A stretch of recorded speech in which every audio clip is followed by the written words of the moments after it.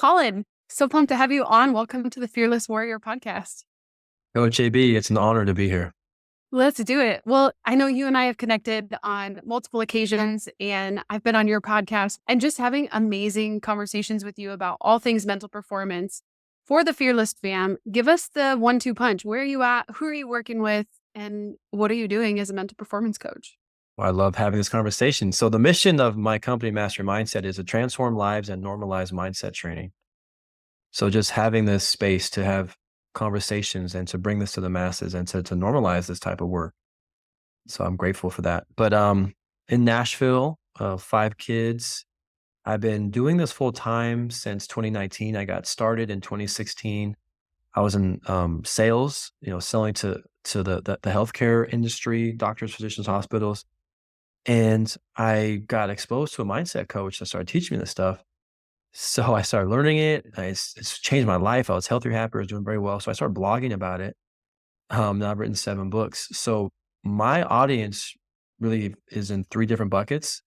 The first one is the corporate client, because I had that experience for 11 years. The others are athletes, teams, coaches. And the third one are schools. So I've written curriculum and content and live training in all those 3. And what's interesting, you think we talked pre-show, how do you talk to athletes or the business sector? I teach the exact same mental skills to all 3 of those groups. That's incredible. So talk about, to the parents that are listening on the other side of this, I think the skepticism of what is mental performance and does it really work? Talk about the latter side. You work with corporate clients. What does that look like in the workplace? And what would be some of those skills that fire you up that are transferable, whether it's an athlete or in the corporate world? Well, how I teach it, again, no matter the audience, I break down, there are 3 things we can train. So we're coaches, we're like trainers. We educate. So the 3 things you can train are your body, your craft, and your mind. So your body would be athletes. It's super simple, of like weight room and getting stronger, faster, more agile, more endurance. Where most athletes and business people, they spend time in their craft, as in, if I'm in sales, like what's the market access? What's the industry? What's my sales pitch? If I'm a teacher, what's the subject that I teach? And like, how do I bring forth my lesson planning to the students? But what a lot of performers just miss, have no insight on, is the mindset skills of self-awareness and confidence and resilience and how habits are formed and being values-based and how to deal with conflict and energy management. These things that influence all of those skills as an adult or a student. But we're seeing the highest performers in the world, from these Olympic athletes to the C-suite. They're looking for coaching to navigate adversity, challenge, change, pressure. So again, the mindset skills I would teach athletes, I teach to adults too, if you're in business. So awesome. And all the athletes that you're working with, that we're working with 5-10 years from now will be entering the workforce. So it's a full circle moment. They'll realize, I've had these skills. These are life skills. Well, a lot of, I work with a lot of sales organizations, and they love to hire athletes. It's proven, because athletes have failed a ton. Athletes have had to practice and put in work and be coachable and be unselfish, be a part of a team. And, if you played in college, we'd get up at 5 a.m. and have workouts at 6 a.m., traveling, having to navigate time management with school and sports and practice. So I just see so many businesses recruit and look for athletes because of that background. So parents, you just could not put scientists together and say, hey, let's manufacture the greatest of life training to prepare you for adversity and success. And sports is that thing. So, but my biggest fear, Coach AB, is you look at the research, 70% of youth athletes quit sports by the age of 13. And parents listening to this one, research done from I9 Sports said that 31% of youth athletes wish their parents weren't at their games. Mm. And when I talk to club directors, I work with a lot of club teams across the country where I have online resources and virtual events, live events. And if I were to ask them, hey, what's your biggest challenge right now? The first one usually is around, okay, I got some kids, they can practice great, but they can't perform in games, or the coaches, or it's hard to connect emotionally with the kids today because TikTok, Instagram, where they just, the kids, the numbers of depression, anxiety are through the roof, and suicide, which is very alarming. But either 1A or 1B is in the parents, no disrespect parents, but the parents provide so much stress and they're so demanding. So I just think a lot of kids are quitting. I think, where is this pressure coming from? And I watched the Netflix special on Johnny Manziel, who won the Heisman Trophy as a freshman, but just fizzled out in college and in the pros. And his dad was on there saying, well, it's the coach's job to develop my son. No, it's not. Mm. It's the parents' job. So I think a lot of this stress and pressure to perform, but I think parents want to do good. They just don't know. So a lot of the mindset stuff that I work on, I said, I'm not going to do any mindset coaching development unless I can coach parents too. Because it's like, our son Baylor loves Legos. He's 11 years old. He still likes Legos. Thank goodness. I love Legos too. But if he's not looking, our 4-year-old Memphis will tear down whatever he built. So if we as coaches give our student athletes or young people, I work with students that aren't athletes too, all these concepts like, again, self-awareness, self-talk, mindfulness, your identity, self-image, courage, fear management, being process focused, how to communicate, how to be curious, how to be authentic. And the parents aren't on board. They don't know what we're teaching. They will tear it down. Mm-hmm. Unknowingly. Unknowingly. So The parents don't know. it's They a don't know state what they of, don't know. it's a state of unconscious incompetence. And I lost my father, very emotional, this year. And he's the reason why I had all this anxiety. And we patched it up very well. He evolved and was, growth mindset and was very humble and owned up to it. He had no idea what he was doing when he was yelling at me. He's so competitive and he thought he was helping me, but it was the opposite was happening. It got so bad, Coach AB, my senior at Washington State, playing 2 sports in the Pac-12. I'm a 5th-year captain of the baseball team, and I'm playing summer baseball for the first time because I also played football. So I only had 1 year of playing summer baseball before my senior season of baseball. Redshirt year, I didn't redshirt in football. And he comes down to St. Joe, Missouri. I'm playing in the Mink League, Missouri, Iowa, Nebraska, and Kansas. So we played Topeka, I think, a few times. But I'm hitting like 350, like crushing it. Yeah. He comes down, I go 0 for 4, 0 for 4. And he's like, I come down here to watch you get no hits. Like, what is this? Mm. And I just, at that point, the frontal lobe is not fully developed in your early to mid 20s. So dealing with these complex issues as a teenager, you just can't. How do you communicate and set boundaries for your mental emotional needs to your parent To your parent. when you're 14? You don't. You Right. just suffer. But now I was like 22. I'm like, you can't come to my games anymore. And I wrote him a letter, and I was bawling my eyes out. And after I gave him the letter, I drove to the field at 10 p.m. and I laid in the dugout. I cried for like 2 hours because of all like after the game, like the analyzing, and some games he wouldn't come home after we lost. And I didn't play well. And he took the letter and he was amazing. He didn't know because I didn't have the ability to really communicate what my needs were. Right. So you probably teach your parents this, but Bruce Brown did a lot of research.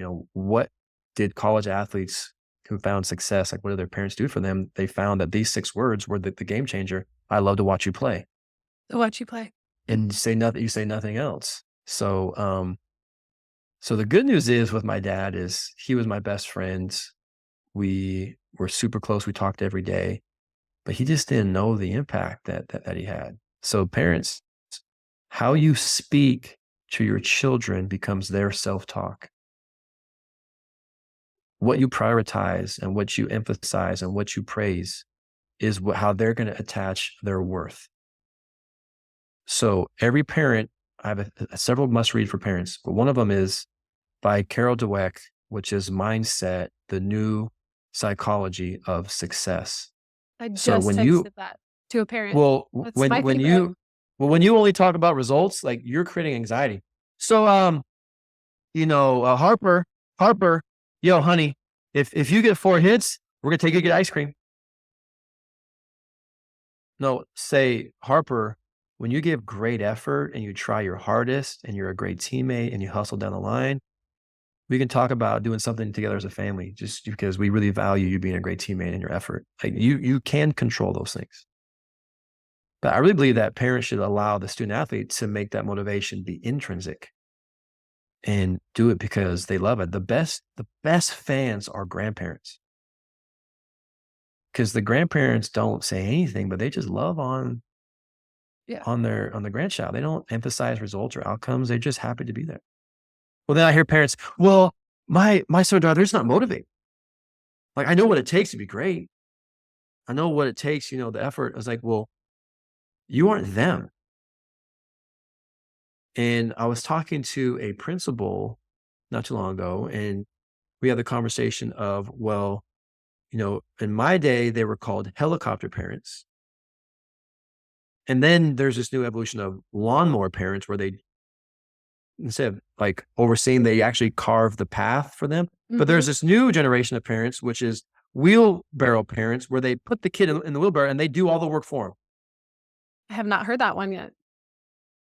So the best gift you can give your kids is allow them to fail. So good. As a father of Your other 5, book? it's hard to see that. Yeah. I think Grits is a good one by Dr. Angela Duckworth. And there's this other author, Colin Henderson, wrote a book called Positive Parenting in 2019. Yeah. It was a decent book. A yellow book. We've given Yeah. away a few copies of that during some of our events. And then it was just a simple, it's like 70 pages. I took a bunch of my blog posts and I wrote a few chapters just for like sports parents, because, I would sit with student athletes. Like early in my career, I worked with a facility where they would do training, physical training, skills training. And then we created a mindset class called Flow, which flow means being in the zone. And we would have these like early sessions. We would talk about fear. And parents, if your kids weren't in the room and they knew their answer would not be shared to you, and a coach or adult that they trusted asked them, when you make a mistake and you feel your body, you feel fear in your body, anxiety is really thoughts becoming physical. The phrase is the issues are in the tissues. Another parent book, The Body Keeps the Score. So the kids or adults store trauma in their body, in their like nervous system. So that's why sometimes you can't think your way out of it. You have to allow the emotion to clear. That's where that deep work comes into play. And this mental conditioning is shaped by not good things in our life. The brain is like Velcro to negative things. It's for our survival. Your brain is designed to survive and worry and to stay alive. So this conditioning is shaped by what I call trauma, drama, daddy, and mama. So long story short, if your kid was asked, where does that fear come from when you make an error at shortstop or you strike out with the bases loaded? Like, what are you thinking? What are you worried about? What was the number one answer? Letting parents down. Yeah, my mom and dad. Mm-hmm. Yeah. Having the car ride home, or another test I would ask parents is your kid a bleacher peeker? Oh. Do they look over all the time to get validation, like good or bad, to see your reaction? That's not a good look. So there's just some things to process. I think parents like, well, I'm spending all this money and it's all this time and I want my kid to get a scholarship. If you really want your kid to get a scholarship, I think that is your number one goal. Sports is the dumbest thing to be focusing all your money and resources. There's way more programs for academic scholarships or scholarships outside of sports. But I think honestly, because our society values sports, it's for the parent, not for the kid. Yeah. We get caught up in the results. We get caught up in the Facebook posts and bragging on my kid, or this is what we got and I have to post on Facebook. I think one of the things that I see parents unknowingly do is they attach their worth and their value to their kids' performance. That, well, if I'm going to spend money on pitching lessons and they're not a good pitcher, it's a reflection of me as a parent. Or if I'm going to spend my money to get my kid a new bat and hitting lessons and they aren't hitting well, we get worried, like, what have I done wrong as a parent? Yeah, the two I have several stories. So I do seminars called positive parenting, like tools to elevate your relationship for your child and help them perform higher.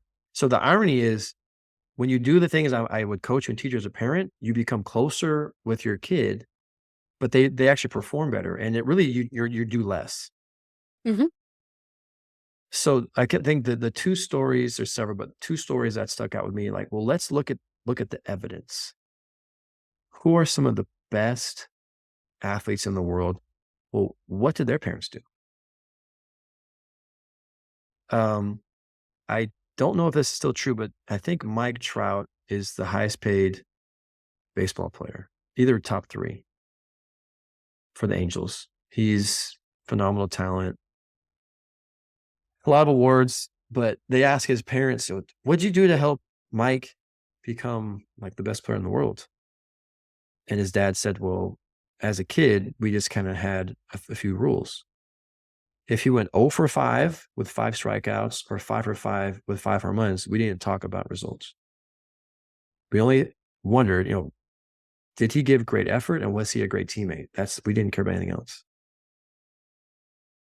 And then one of my favorite athletes of all time is Kobe Bryant. And Kobe was on the School of Greatness podcast, um, talking to a guy named Lewis Howes, he does ask great questions, a good listener. And he was telling Lewis asked Kobe, where did this Mamba mentality come from? Like, what's the Batman origin story, where he lost his parents and I want to save other people from, criminals, but in the bat cave, and he was super fearful of bats, and the bats came, and so he embodied his fear. Well, Kobe told his origin story of where the Mamba, which is super famous, like, Yes. clutch and ruthless and competitive. But when you listen to Kobe talk, like, he's very, like, mindful. It's not just about results. It's about the growth and his answers is very, very cerebral, very deep. It's not just like Michael Jordan. I felt disrespected and I took it personal. Like, Yeah. Was a very deep thinker. And Kobe's telling Lewis, like, well, my dad played in the NBA, he played in Europe. So I lived in Italy for a long time in my youth. And when I was 11 years old, we moved back to Philadelphia. And it was my first time playing in an American basketball league. It was like a summer league. And it's the end of the year. I've scored 0 points. And I felt so embarrassed because people knew my dad. And I was like, "Okay, this last game, just score 1 bucket here." And he didn't score. And he felt so defeated. He felt so embarrassed. And he said, that's when everything changed for me, because my head was down, game was over. And my dad put his arm around me and he said, Kobe, if you score 60 points or 0 points, it does not matter to me. I love you because you're my son. And Kobe said, boom, in an instant, the mama mindset was created, because I did not fear failure. I'm not afraid to fail. Yeah. And that pushed me to own my performance, to like work harder, that year to develop my skills. And I think, where do our kids' fear comes from? It's afraid to fail.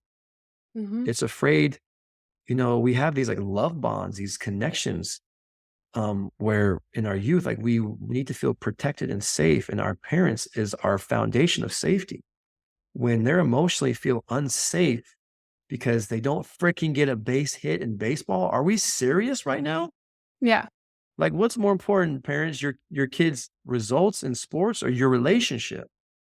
It absolutely boggles my mind how we've gotten so warped to where sports should be bringing families together.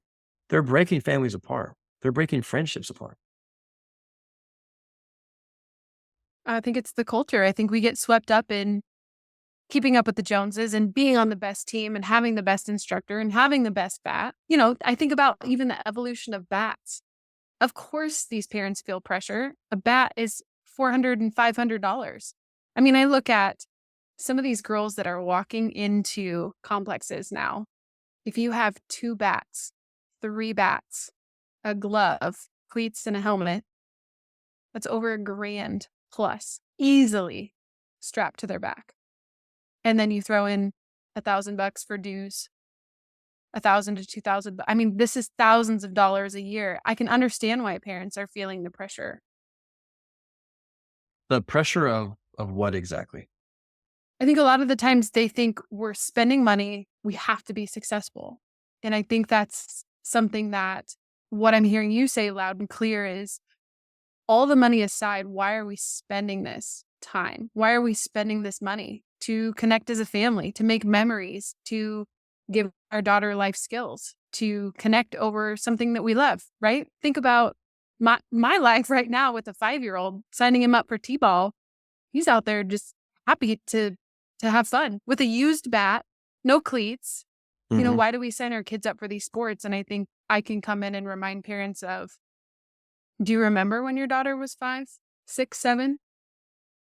And I'm hearing you say that same message of Well, the connection. again, but look at, no college coach or pro scout ever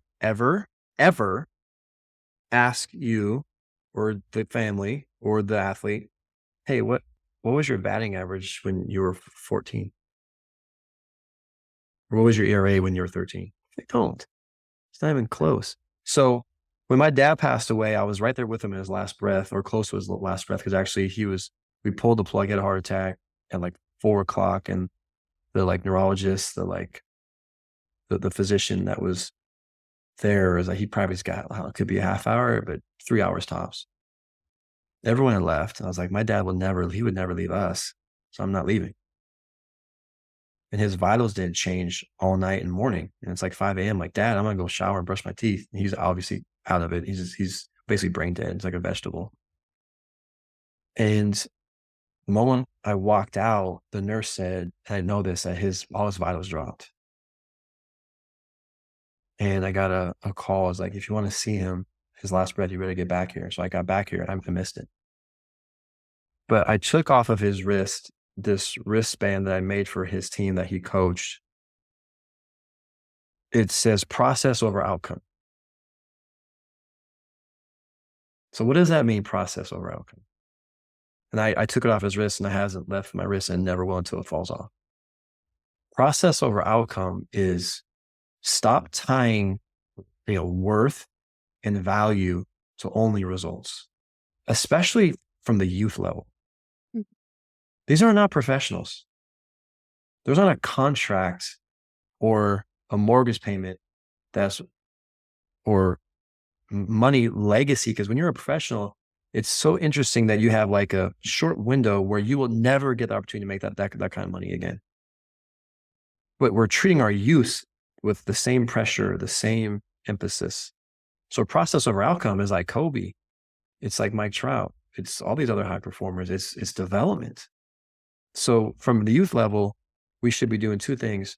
Are they developing their skills? Are they developing their love of the game? And skills could be in their craft and just life skills of how to communicate, how to deal with failure, how to serve, how to practice gratitude, how to deal with conflict, how to deal with self-doubt, how to respond to failure. Like that you could not find a better lab to do those, but we're ruining it. We're ruining kids the opportunity because we only emphasize results. Mhm. And are they developing this intrinsic love of the game? You will never be a professional unless you have both of those. You So won't survive. process over outcome. And then again, I call myself a success scientist. So I'm like looking, okay, what's the data show? Where are examples? Where are the stories? Like, let's look at the best. Let's look at the research. So in the last two Winter Olympics, Coach AB, which countries won the most gold medals or the most medals? That's a great question. I don't know. It's Norway. Do you know how many, the size population of this little country, Norway? It's 5 million. That's about the same number of people in Los Angeles.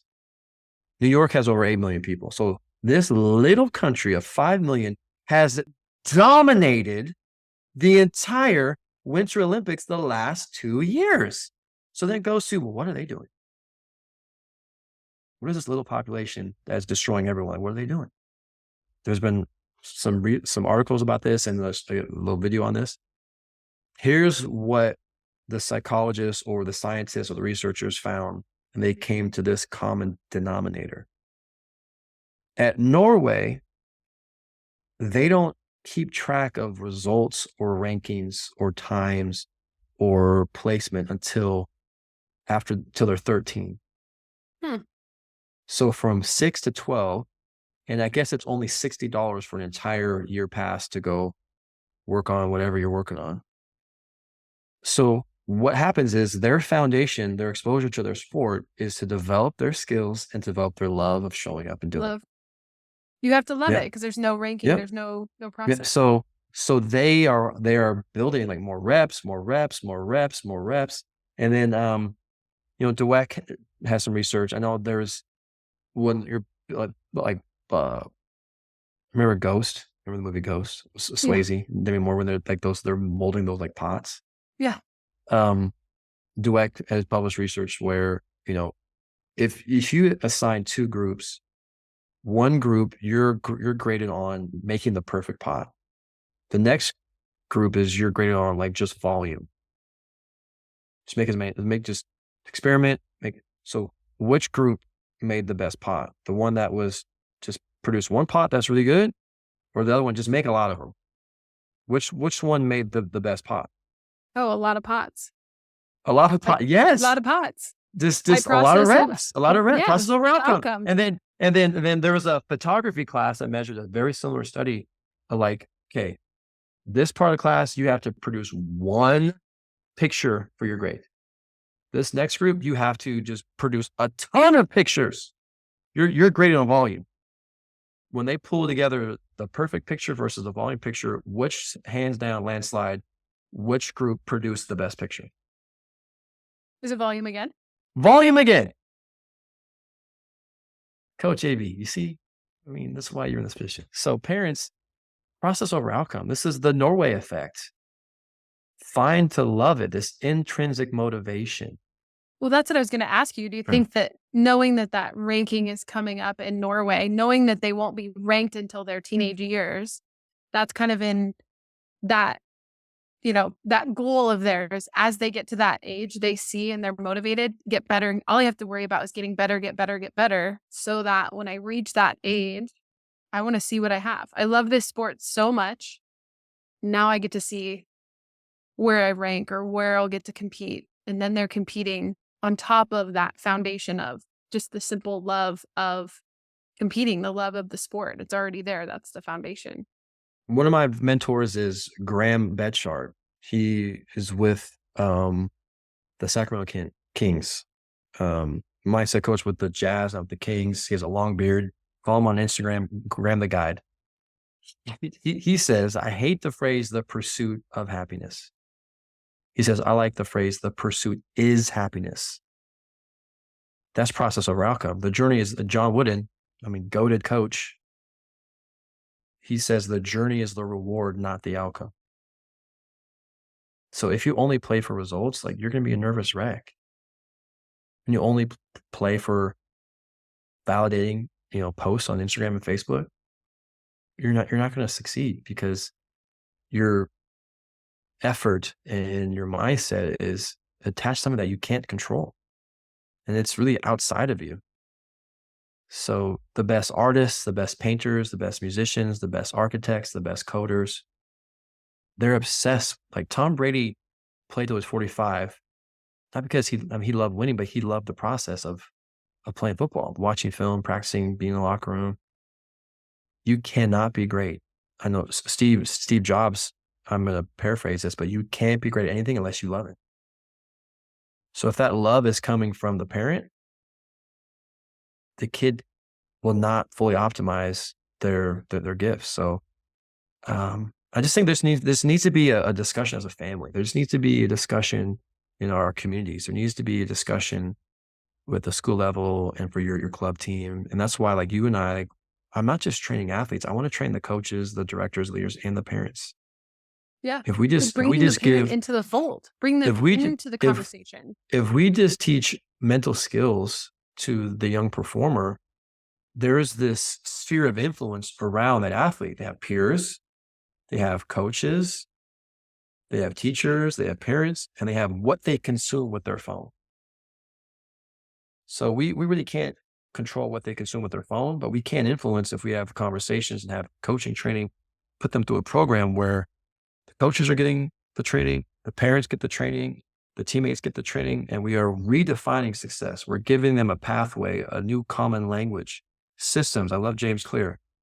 We'll rise our goals, you fall to the level of our systems. So if we're only training body and craft, you are missing, I think, those matter. You got to have to prevent injury and to have endurance and explosion. You have to work on your skills, like how to hit, bunt, throw, catch, field, Mhm. But how many times have you seen a kid just like going back in the batting cage and take another, half hour swings? That's a waste of your time.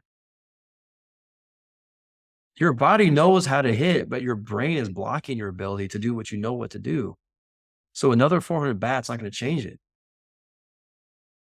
Allowing that child to feel safe, confident, present, connected, that's going to do far better than all the other stuff. Yeah. Putting it together. So good. We've had a lot of golden nuggets in today's interview. I want to be mindful of your time, but I cannot skip out on the last question. You ready for it?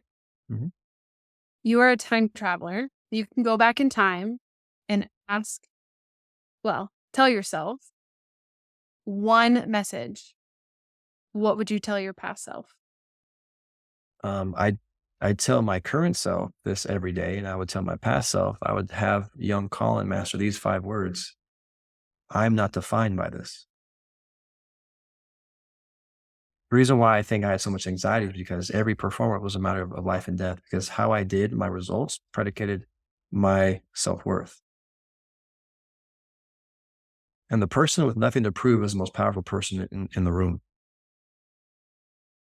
So it's hard to be gritty and resilient and find joy and love if your love and joy is conditional to a result. Now, I'm all for standards. I love to win. Don't get me wrong. I love to win. I don't lose a lot. I do lose, but I play to win. But I play because I love it. And I perform and I teach and I mentor and I write books, I write podcasts, I make curriculum. I show up, as a parent, as a friend.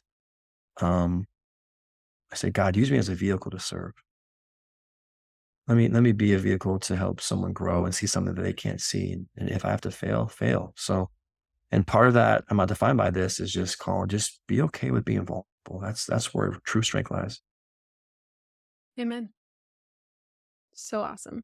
I appreciate you all days and every day, especially today on the podcast. So appreciate having you in our conversation today.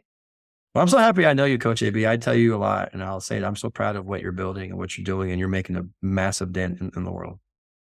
Thanks, Colin.